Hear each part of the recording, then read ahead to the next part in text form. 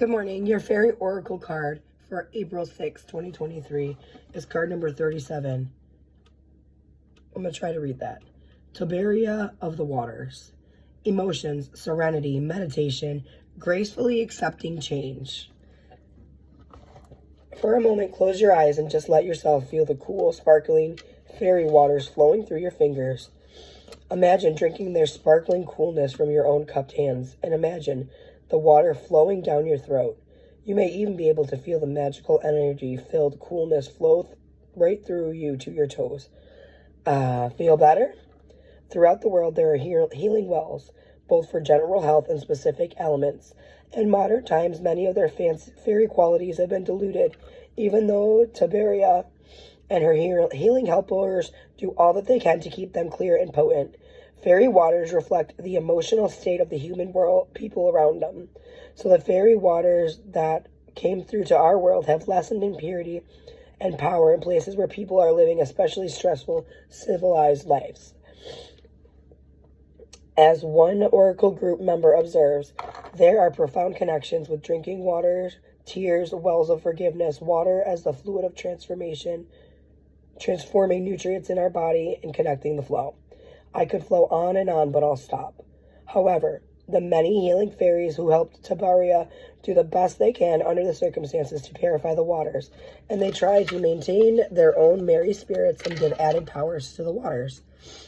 We can help the fairies by creating more merriment in the lives of others and our own lives.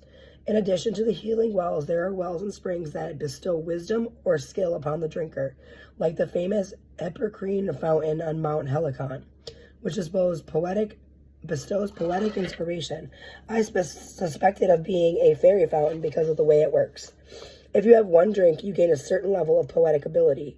Another draw brings you more, and the third brings you to the full flower of poetry.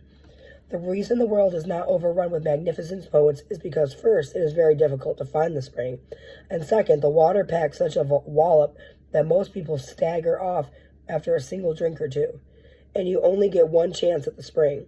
There's also the fountains of youth, like the one on Dun Eye, the highest hill on Iona, a magical island on the west coast of Scotland. I looked and looked for this fountain, but didn't find it. I shall have to try again next time I'm there because I am much more in need of it now than I was all those years ago. Starter reading. Water is mutable, changeable fluid, and Tiberia speaks to us of a particular kind of change of emotions, and possibly a change in health. We have important choices to make about how we meet those changes and how we let them take us toward the calm, flowing purity of the fairy waters or the boiling cauldron of hot temper and steamy emotions. The choice is obvious, but we sometimes forget that we have it. Tiberia reminds us that we do have a choice, and making it wisely or unwisely determines our future. The things we need in life remain constant, no matter what is going on or how hectic the changes and pressures of our life may be. We need nurturing love, and it is ultimately up to us to provide that for ourselves. The healing fairies will help us if we ask them to. When it comes up in a reverse, I guess that doesn't matter because it's not. So have a great day.